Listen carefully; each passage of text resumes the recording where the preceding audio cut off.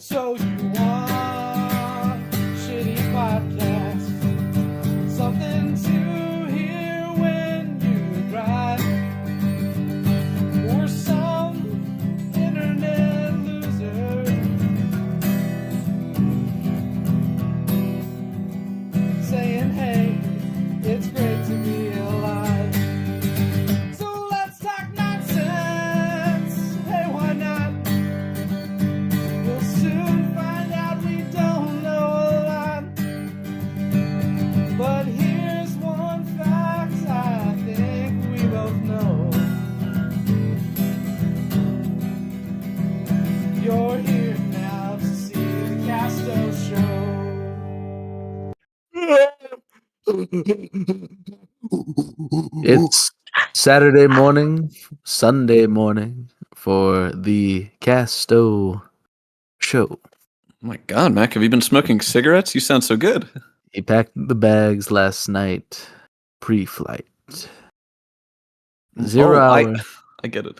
9 a.m. And I'm gonna be high as That's, a cat by then. Mac, a gay guy sang that song. You can't do that. William Shatner's gay? No. Welcome back. Another wonderful Sunday morning here on the Castoe Show. And would you believe it's the Castoe Show again? Hey, we made it another week, didn't we, Mac?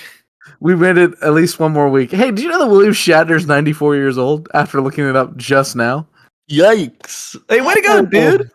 Holy. That means when he was in space, he was like 90-something. Insane. I don't... What? Yeah. When they took him up in space a few years ago. So he's Holy 94 shit, now. I forget he went to space. Antwan, pull up a picture of William Shatner in space. Well, pull up a picture of William Shatner talking to the devil thing and the episode Nick of Time. Oh, God, he's starting to look Asian. Here's his uniform. Him and George Takei should have nothing to fight about, I think, after all this Ever. time. No. At all. You know, George, those two men are practically the same person, yes. I sing a song with a gay guy, you're a gay guy. Listen, what's the difference at the end of the day? Yeah, yeah. Hey, I think, God dang it, what was that? The homily this morning at my local parish. The priest, it boiled down to, hey, we're not so different. And I'm like, damn, I really like that. Yeah. Also, guess whose birthday it is? Whose birthday is it? Whose birthday is it? Birthday. Oh, happy birthday, Mr. Pope. Pope Leo. Happy birthday, Robert Prevost. Happy birthday. Antwan, can we get a picture of the Pope and then like a goofy PNG of like a cone hat and some sparkles over him? That'd be great. He's 70. Goodness, you're asking a lot of Antwan immediately. He's 70. Wow. Yeah. He looks good for being 70-something. You underestimate my power, Mac. Well, that's just what I'm saying. He's asking a lot of you right away. Yeah. Oh, immediately. Fucking you didn't have that prepared. You got that off of some news website. No, he photoshopped that shit in a half second. Am I going insane? Yeah, I love that. Yeah. Happy birthday, Mr. Pope. Yeah, gosh. I saw somebody put like I don't know if it was a sarcastic reply or if it was somebody being genuine, but it was somebody being like, wow, he's so young. I didn't know they make popes that young. And I'm like, hey, you better watch your tone there, mister. I don't know. I don't know how to read that at all. Conversations on the internet are a mystery. That's why I don't engage in them, unless it's, of course, the Castoe Show comment section, of which I will respond to each and every one of you. According to reports, he's going to turn 70 today. So. Oh, well, he's 70 years old. That means he got elected when he was 69. Would you believe? Yeah, except he about that somewhere. No, he's a man. He's a man of the cloth. I want everybody to restrain themselves from 69. We can't just say the word 69. You're allowed to jokes were going to be made about that. Why can't we make jokes? Why not? Robert Prevost 69ing? Why? No, just about the number 69 and the fact that he was. That's all. Okay, you're okay. Thin ice, sir. But go ahead. You're allowed to make. You, You're allowed you to have lust you after have this every. much leeway. I'm coming in hot. You're about to lust after every woman we come across. But I make a slight joke about the Pope, and he was 69 years old, and I'm on thin ice. You found the line. You found the line, buddy. Oh, all of a sudden there's a line. Eh? Random woman, no line. Papa, yes. Yeah. Respecting a random woman? No. Respecting the never. Pope? Yes. Me walking past a random beautiful woman on the side of the street.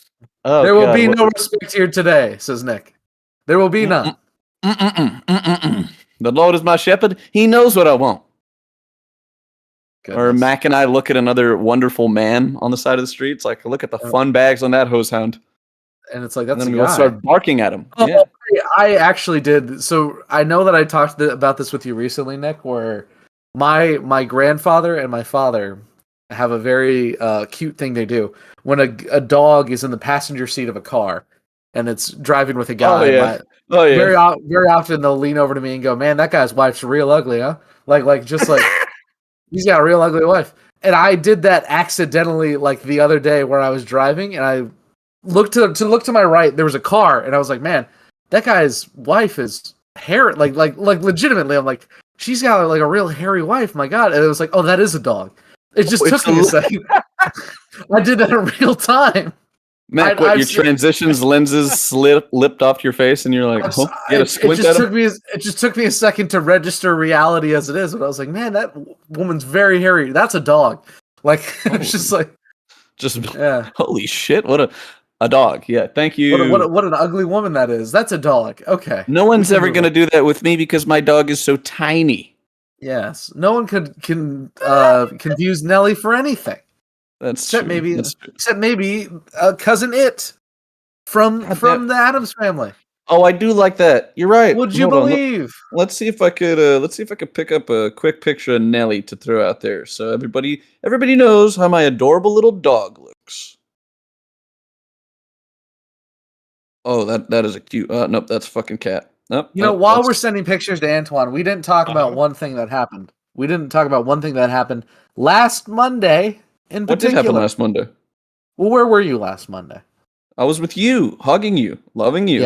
Yes. And where did we go on the Monday? Night Raw. We went to Monday Night Raw in Milwaukee at the Five Surf Forum. Yep. At the Five Surf Forum, we made signs and we went. And we almost got stopped with our signs. Honestly, it was just a lady who had a mean streak out for me. Stopped me because you just sailed right past security with your sign, didn't you? I sailed past security, but they stopped us both because we had very large signs. We couldn't. They stopped you once you were past the threshold. Unless they chased you down and grabbed you by your ankles, there's nothing they could have done. That old security guard came over and he was like, "Hey, listen, you made very large signs, and they might take them away from you just because it's very large."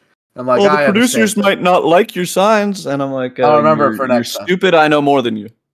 Okay, I wouldn't call him stupid for trying to warn us, but okay, go off, King. I guess we did the same thing as we did last time, in that we drove up to Milwaukee to watch wrestling. Always a fun time. A time-honored pastime here at the Castoe Show. Now, 2 years in a row that we've driven up to Milwaukee. Yes, sir.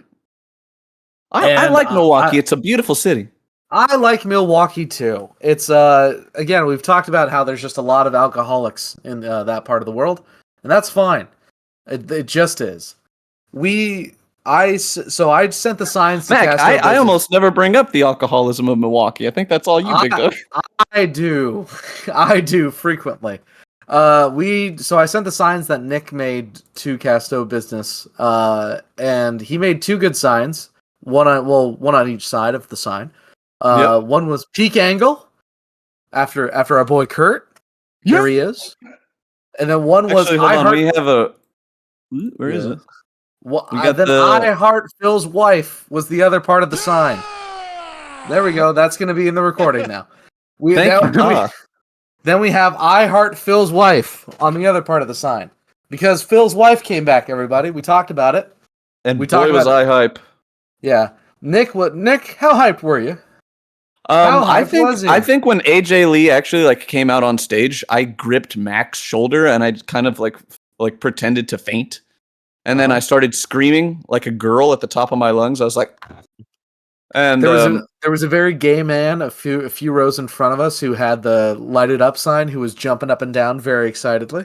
yeah, he had like a tight shirt and then like sleeves so that just his like shoulders were exposed. Kind Listen, of an odd fit. we don't have to justify how we knew he was gay. we just knew. All right. I like the justification, you know. I like sharing with the crowd how I know things. It's like, The yes, signs I using saw. my keen art of deduction, I've deduced this man to be a homosexual. A And he was. Yes. Yeah. And AJ Lee came out, did not wrestle, but came out and spoke. And that was fine. Because apparently her and Phil are gonna fight Seth and Becky at Tonight? no, at in WrestlePalooza or whatever. Oh, Whatever that's like a week next week. The thing on Saturday that's happening in Indianapolis that I made a joke to Nick. I was like, "Hey, they're doing a thing in Indianapolis and on like a couple Saturdays from now. What are you doing in a couple Saturdays from now?" No, he says like, what are you doing for the next 20 odd days? Yeah. I'm like, Mac, I wish I could, but I have to go home. He has a life. He cannot stay here this whole time. And we watched a whatever night of wrestling besides that. It felt like a whatever night of wrestling, right? Like it wasn't. I mean, it's still fun to be there. It's fun to, be involved. Getting a live show is a gift. It's fun to be a part of the crowd. But I think in terms of like matches, the matches were fine for the most part. Like in aggregate, they were fine. Yeah, nothing really like blew my pants off. Yeah, we were making our own entertainment. We had the Roxanne Perez cam for. That's true. Oh, I felt kind of awful about that, right? Just because there was like people around us were enjoying it, but like I milked that bit to death. Where there was people were laughing at the jokes we were making the whole time. They were entertained by us. They were laughing. The people around Antwan's future wife was up actually giving a show, right? Raquel Rodriguez, who that guy lied about her height. That guy said that he was 6'3". She was 6'3". She's not. Yeah, she's a 7 foot tall Amazon goddess. He said to me with a straight face, and I'm like, I believed him.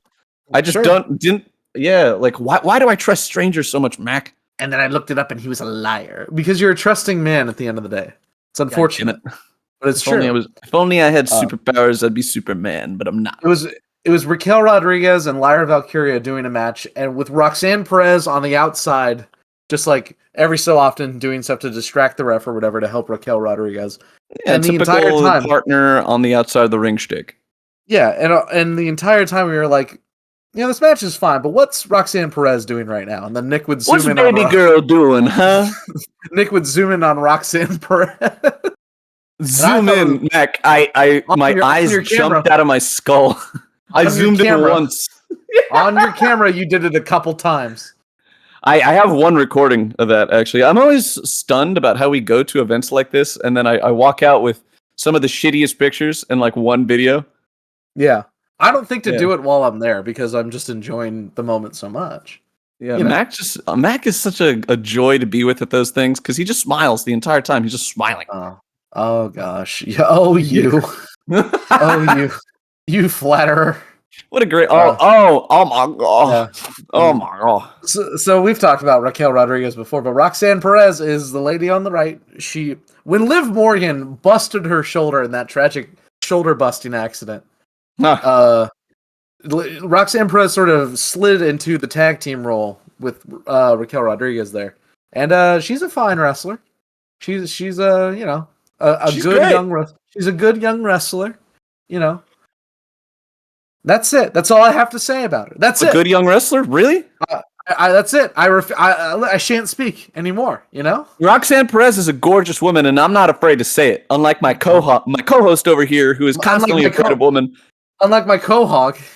Yeah, my quahog, where Peter's from. Yeah, no. Roxanne Perez is the cat's pajamas. She's the bee's knees. She's everything. Yeah. All right. And her just being at ringside really distracted me from what the fuck was going on in the match. She was wearing some excellent pants, if I may say so. on Shorts, Monday night. sir. I don't. I believe you. You have the recording. I close my eyes and I see it in my mind's eye. Yeah, It was a very thin pinstripe pattern. And every time that she would lean over and scream in the ring and everything, I'd be like, "Oh, hey Mac, what's Roxanne Perez up to right now?" Yeah, what is Roxanne Perez doing right now? And we kept that going throughout the rest of the night. Well, I mixed in a couple of very loud screams and a very awkward, silent moments during that match where everybody was just kind of quiet. I was waiting for those lulls to be like, "I love you, Roxanne." And she heard you. She turned. I know she did. I know she did. She turned and she pointed right at you. You know, Mac, we shan't lie to the people. She no-sold me 3 for 3. Why not? Why can't we lie? Because reality is, in fact, funnier than our make-believe, our fantasies right here. She pointed right at you. They know we're lying. Yeah, she pointed at me. She pointed at her ring finger on her left hand. She gave me a little call. A little emoji with her hand thing, and I'm like, "Oh yeah, I'll see you after the fight, baby. I love you." Oh, also we sat through a live Jey Uso entrance, and that was I hated that shit. Yeah, that's as much as I disliked watching that on the TV, I didn't like it even more in person. I wouldn't dislike it as much if he didn't do the we're gonna do it again, like we're gonna run it back, like he did that hand motion. I was like, no.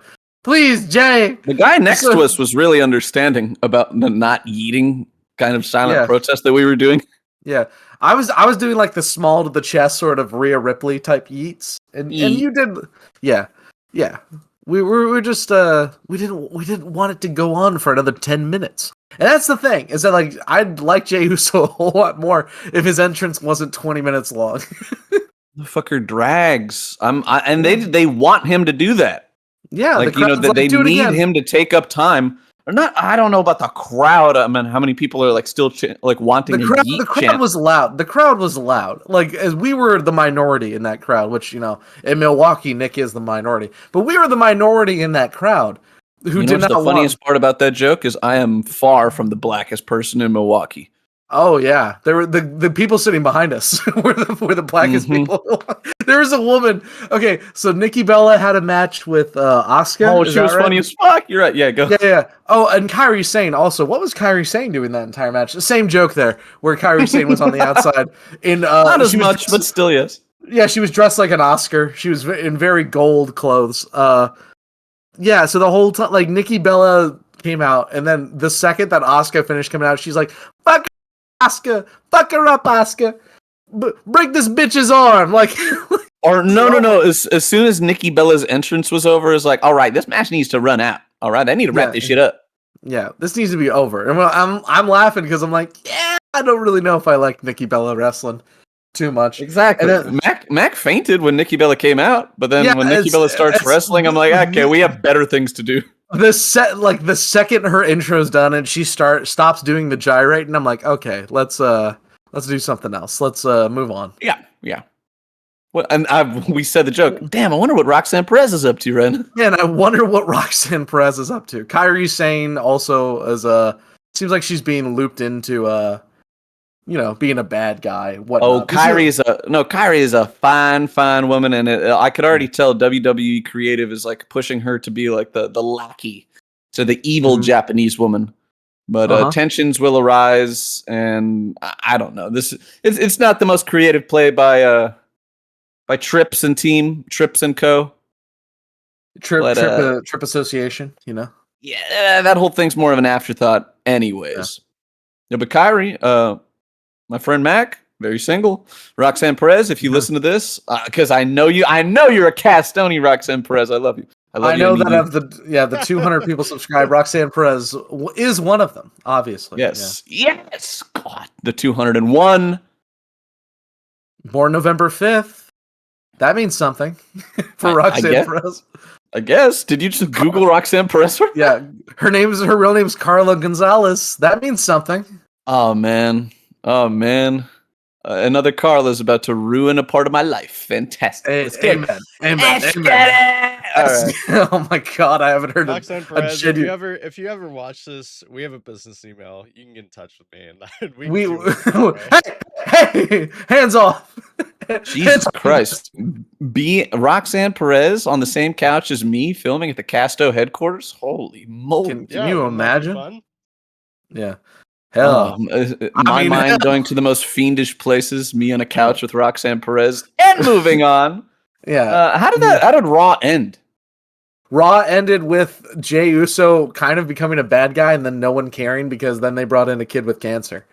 God, Is you're that- right. And I hated the fucking dissonance I got from that bullshit. That's what I'm saying. LA Knight needs to just have a straight up match with the Bronson Reed or the Braun Breaker and not have it end with bullshit, disqualification, no contest, whatever. And then it ended with Jey Uso spearing LA Knight.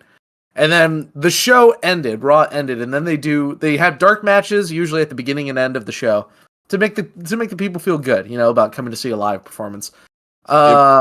They instead had 2 dark matches at the beginning of the show, and then at the very end, Rhea Ripley came out so that people could enjoy Rhea Ripley. And then they brought in a kid with cancer to do like the whole, hey, here's this kid. Well, let me explain to you how rough of a shift this was. Yeah. It went from the same kind of routine that we've witnessed for like 3 weeks of a match getting ruined by the bad guys. And Jey Uso and LA Knight, the good guys, are just kind of like standing and chilling for a second until Jey Uso just rips apart a good guy. And I'm like, what the fuck? That was my favorite good guy. And I was really kind of just like, great. This is what they're doing with. Way to turn heel, you jackass. And I'm like still in the middle of like my hating Jey Uso when it's already over. We already saw like the Paul Levesque executive producer title on the Jumbotron, right? You're like, wait a minute. Okay, show over. And a half second later, Uso runs out and grabs a small child from like the front row. And I'm supposed to like him? Yeah.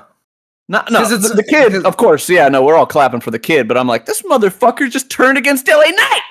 Yeah. Laid him out for legitimately no reason.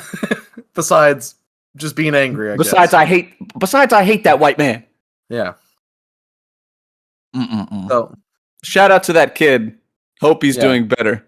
no, that kid's whoever orchestrated this. Yeah, and that kid was a fucking Uso fan too. So I'm like, this is tough. Am I going to hate on your hero right now? To turn heel. Yeah. Yeah, kind of hilarious. Yeah. And then what happened? We just walked. Yeah, walked out. We left, and everyone was sort of like, again, there was that feeling of that's it, huh? All right. So we went home. We went home. We drove home. But I'll tell you what, we had a very cool experience. It's always a fun, in case you guys don't know, if you were stuck in a car with us, you're going to have the best time of your life. All right. Oh. Yes. Tell them why. Tell me why. Because we had a completely empty freeway heading back to Naperville. Uh-huh. And out of nowhere, completely unprompted, I'm just like, yo, Mac, plush. And we start like bar for bar singing the entire song Plush a cappella style. Legitimately, there was no like 1, 2. Nick just said plush, and both of us at the same time were like, and I feel. Oh God, it was perfect. And then we did the whole song, every bit. I did like the music parts when Nick did the whoa. And we got a little harmony action going on in there too. Goddamn! Oh, look at that. It was good. Yeah, shit, Mac. Do you have the pictures of you holding the sign, or should I send that to Anthony? I think that's on your phone, right? I don't think I have it on my phone. I got hold up, Antwan. More Send incoming. it to me. But I think the I Heart Phil's wife is probably, if we were able to get that on camera, that would have been the sign. That would have been the sign of the night. But yeah. Yeah, they really don't like us. Also, if we want our signs to be seen, we're gonna have to fork out like $200 for a ticket. Yeah, just so that we can get in the middle. Like that's it would be a big punch in the nards, but it would also be kind of hilarious. Yeah. My signs had. So we were wondering I wanted to do a Tajiri Heat sign as a joke for my sign because a joke for no one else but you. But there's one bit where Tajiri was talking to Eddie Guerrero backstage dressed as Chavo Guerrero, and he goes, "You have Latino heat, I have Tajiri heat." And Nick's like, there's no other person in that stadium that will have anything associated with Tajiri. No shirts, no signs, no nothing. And he was right. I was like, Mac, you have to be the only man, I think for even like dozens of years, to be referencing Tajiri in sign form. Also, let's take a moment to appreciate just how fucking nice that Goob Smooch sign is. Can we make it big for like a good 10 seconds, Anthony, just so everybody gets a good look at it? That's me looking at the drawing of the kid holding the bottle of Prime and like trying to trace it as best I can on the sign. Mac, you got that Thousand Island stare going on too. You look like you're trying to kill me with your eyes. Yeah, I really am Steph shell shocked because I thought I bet he kills goats with that stare. Yeah, no. Yeah, we did talk about that movie. Is the thing. We already discussed the men who stare at goats. The reason I'm looking like that in the photo is because the reason I'm looking like that in the photo is because I thought you were gonna send that to Goop Smooch. And I'm like, well, if you're gonna send that to Goop Smooch, I gotta look tough. I gotta look in front of the camera. I can still one of these days just put up an @Goob Smooch and pray to God he sees it, which I will do. Let's be honest. Yeah. Okay. And so those are the signs I brought. I Heart Phil's Wife was definitely the winner of the night for me, at least. The Goob is my winner. Okay. Hard to beat that Goob. It's just, again, if we were to get I Heart Phil's Wife on camera, that'd be. Oh, that would have been the best. I mean, here's the thing. Photo of the thing, if you will. It wasn't like last time where we showed up to the arena and I was like mega embarrassed because we had Cody Raheem Rhodes in like Rasta colors. What's to be embarrassed about? Exactly. This was a much lower level of embarrassment to deal with. So I was like, awesome. The only worrying thing that I had on that sign was a really, really high quality JPEG of AJ Lee. Yeah. So for whatever reason, all of our pictures printed out sort of low quality, except for the AJ Lee one, which was like the most HD. Yeah, I could see every follicle on her face. It was insane. Man, it was gracious. It was so funny to be like at Staples, and it's like, this prints and it looks shitty and low quality. This prints and it looks low quality. That's just a high quality photo of AJ Lee. Like, god damn, that's okay. Yeah, because you had to print out. Oh, god dang it! If you see that little smudge in the top right corner of the Tajiri poster, that's a small Tajiri because Mac printed out the same photo twice. It's the same thing as the Cody Raheem Rhodes thing where we print out 2 pictures of Cody in that hat. Yeah, look at that tiny Tajiri right there. That's a tiny Tajiri. I like that. It's a cute sign. Then nobody in this day and age knows who Tajiri is, so it's even better. That's fine. It's fine. It's for me. Yes, it was good. A good laugh for us. And remember, guys, we're not here to make jokes for you. We're here to make jokes for us. And if Logan Paul was to come out with the Prime sign, I hoped he would see the Prime sign. That's it. Yeah, Logan Paul wasn't even there that day, and that did kind of ruffle my feathers. You blonde son of a bitch. He was at the Canelo fight yesterday. Really? But yeah, did you watch any boxing yesterday? I watched no boxing yesterday. What about you, Anthony? I do not watch boxing. That's one of the few sports I do not watch. You should have. You should have. It was probably the most entertaining night of boxing that I've seen since I was a child. I remember you talking about it, Canelo and Crawford, as like Terrence Crawford is he's an absolute dog. And Canelo Alvarez is a slow dog, but he's still a dog. Mm-hmm. And but they weren't even the stars of the night. Like a lot of people are talking. It's like, Terrence Crawford put on like a boxing clinic. He outboxed Canelo Alvarez, right? Didn't really hurt him that much, but he won solidly. I'll say that. Hurt my Mexican side a little bit, but I'm a big fan of just watching good sport, you know? Mm-hmm. But the 2 guys who absolutely stole the show were like these, I don't even know how fucking heavy they are. They might have been like welterweights. One guy had a most disgusting Central American name. It was like Lester Hernandez or something. Hold on. Lester Martinez versus a guy called Mbili. Yeah, Lester, and try not to say a very bad word after saying that. Mo. It was Martinez versus Mbili. And it was 2 beefy boys for 10 rounds. just swapping hands. Like the nastiest fighting that I have seen in so long. And it was great to see. Great to watch. Very entertaining. And apparently both of them are like handpicked by the Shah of Iran or whoever the fuck is sponsoring that boxing event. Uh-huh. Yeah. One of the princes of Saudi Arabia, of course. Exactly. Yeah, no, it's a Saudi prince. And you know what pissed me off about him? I was watching the entire event because I'm a fan of the sweet science, baby. All right. It may not be the in sport right now because UFC is the hot rage, but UFC is not the hot rage because unless you like watching like Chechens hump each other in the middle of the ring, it's on a downslope. And who doesn't at the end of the day? Me. Okay. Yeah, too much wrestling in my UFC, and I'll die on that hill.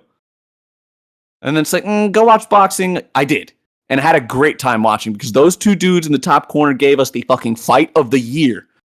Like, Max, some of these punches that these guys were taking, it did seem real. It looked like I was watching a Rocky movie because it was just haymakers, and they were hitting each other, and sweat was flying everywhere, and it was just like toe to toe, nose to nose, grinding it out.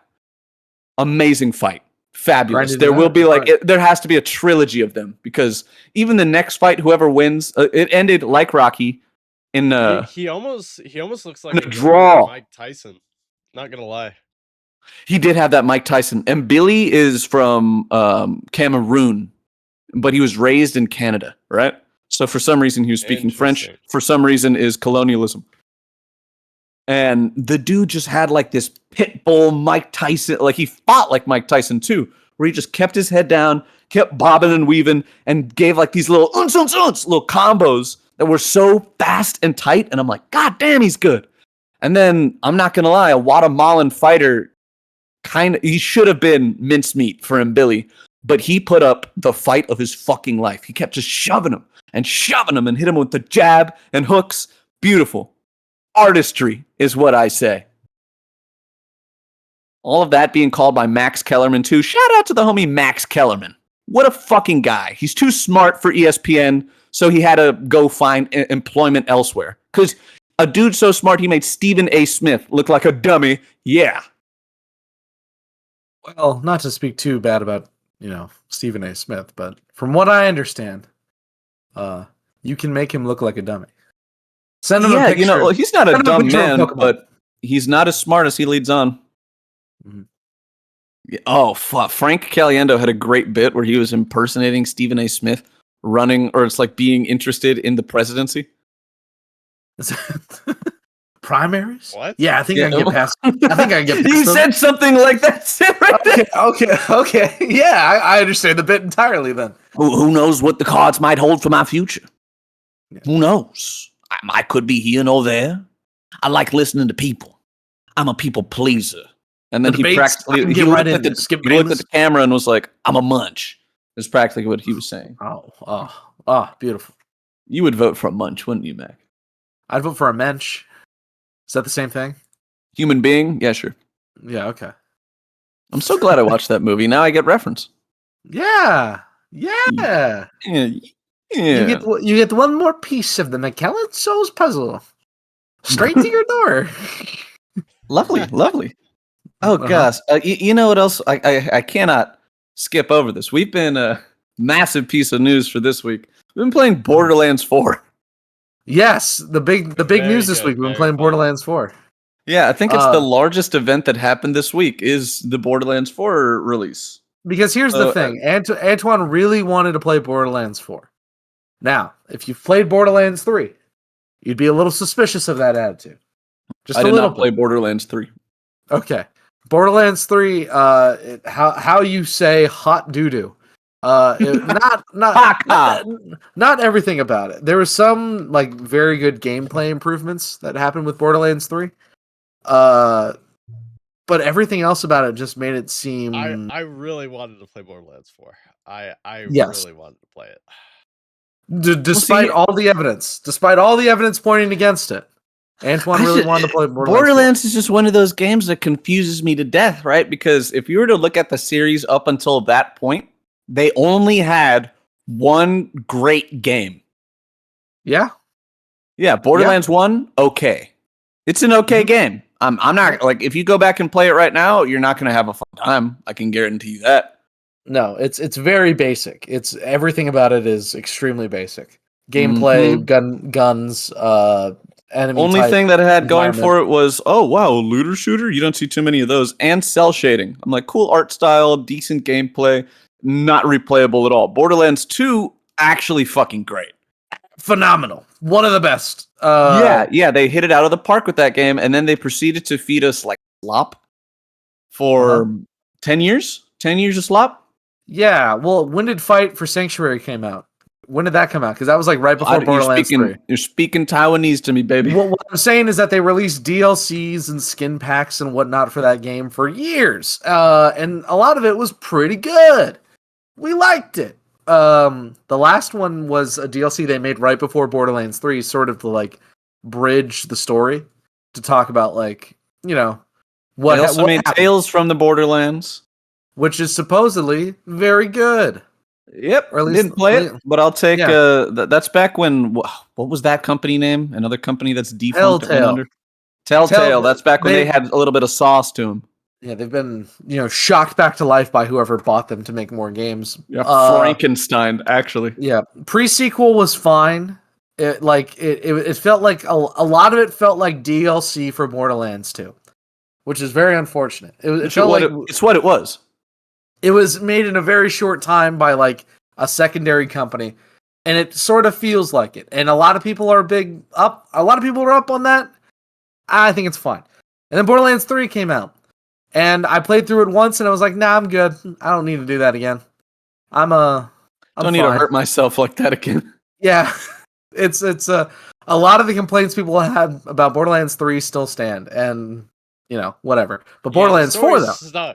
The story was awful in 3. Sorry. There you Yeah. go. Continue. No. You're right.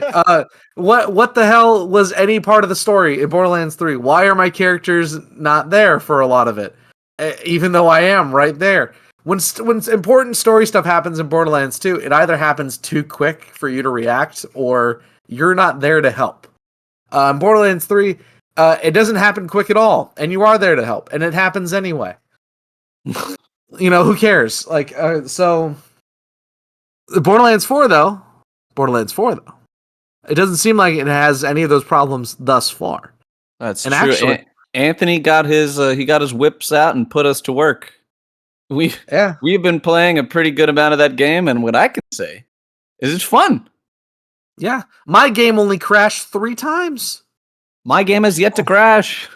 I've lost connection, but I've not crashed. So it's a W. So here's the thing. A lot of the people out there who have problems with Borderlands 4, you're probably super correct to have those problems. However, we're having a great time with it thus far. And I'm not saying, you're wrong in how your computer is built or whatnot. However, we're having a great time. Nobody's arguing that 2K and Gearbox are good at optimizing games. Randy Pitchford, you fucking hacking charlatan. If I'm a bitch. If I ever see you in public, it's on site. You screwed over so many games, you motherfucker. Okay. Sorry, buddy. It's on site. What are you going to do? It's on site, Randy. That's all it is. I mean, my hands are tied. You guys think that Randy Pitchford is secretly like a siren that's just good at changing his appearance and lying? A changeling, mayhaps? Yeah, some form of skinwalker, Randy Pitchford is. I'd believe it. Lizard man, occupation, first name, last name, occupation. Yeah, pull that up. Lizard man. Randy Pitchford, King of the Charlatans. You win this time, bud. Okay. He's no Neil Druckmann, but I'll get you. Oh my God, he is no Neil Druckmann. He is, however, still the King of the Charlatans. That's a nickname given to him by one Matt McMuscles that I refuse to give up because I think it's just that funny. He's sorry, who's Matt McMuscles? He's a guy who makes he used to be part of the Super Best Friends, and now he's makes a series called What Happened, where he basically talks about, hey, games with troubled production cycles. What the fuck happened there? And more often than not, it comes down to the actual publishing company being like, here's the game we want you to make. Get started. And they get started and they work on it for a few months and they go, here's what we have done thus far. And they go, you need to change everything about it. And also it needs to come out in like 6 months. Oh my god. Yeah, that's usually how games that suck, that's usually what happens with them. And Randy Pitchford is certainly the star of many of what happened.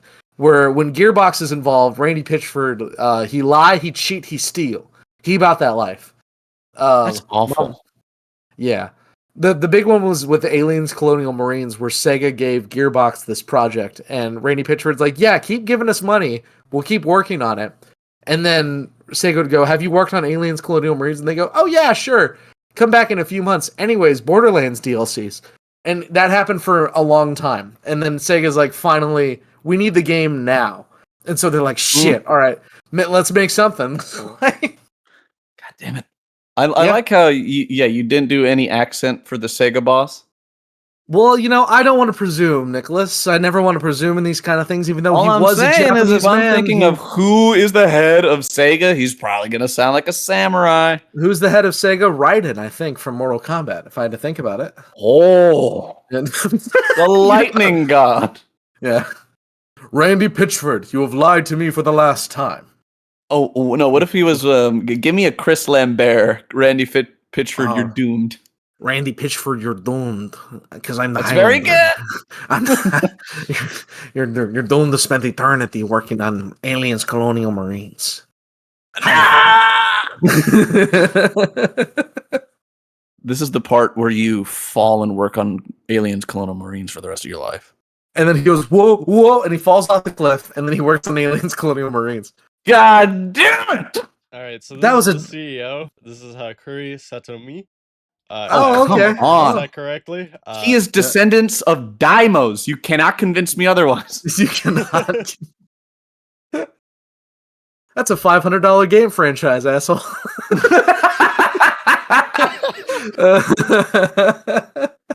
Oh my gosh. Well, he seems like a fine young man. What a A forward young man fine- you are. Oh goodness, Anne Hathaway. Let's not. I cannot have this conversation right now. Yes, Oh, yes. We already used up all our lust points earlier in the podcast. For Roxanne Perez, yeah. What do you think she's doing right now, Mac?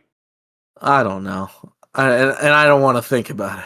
I am thinking about it. I really don't want to think. Noon and night, I think of Roxanne Perez. Every day, guys, I wait. don't think I'm gonna get a business email for the show. I'm pretty sure it's not gonna. What are you talking about, Antwan? She watches the show. She's my best friend. It is guaranteed that she gets a business. Guaranteed. I mean, okay, I'll put my faith in you for now. Thank you. That's all I ask, you. Antwan. You put your faith in me for now. That's all I ask, Antwan, is blind faith.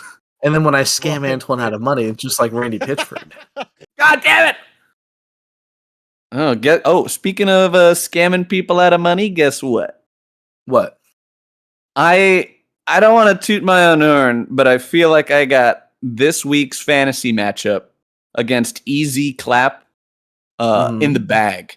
So at the real OJ32 and the Guardians of the Fantasy Galaxy, I'm kicking ass. All right, everybody, with 4 players. Oh, hold on. 1, 2, 3. Yeah, 4 players right now. I am basically soloing this man's whole team. Mm-hmm. And I grow one step closer to the grand prize of $700. Yeah, baby, let's go. $700? That's a lot of money for playing fake That football. is a lot of money. That's a money that's going to be directly invested into the Castoe show. All right? We're going to buy Antwan a sandwich, and that's about it. Yep. Antwan, you're getting yourself an ice cream. I get ice cream? Also, I want to say all those things I said about Randy Pitchford earlier, allegedly. There we go. We can move on. Really? Did you have to do that? Unless, if Roxanne Perez listens to this, Randy Pitchford definitely listens to this. Randy Pitchford, hear me! Hark, Trenton! Yeah, actually. And shit. We got one more thing on the agenda, guys. What's one more thing? A little piece of news. Apparently, right-wing podcast superstar Charlie Kirk got shot in the throat in Utah. Charlie Kirk got shot? You know, on the Castoe show, you can watch what you want, then you can go. Make sure you subscribe and like it too. Ooh, and then you'll realize Castoe's here for you.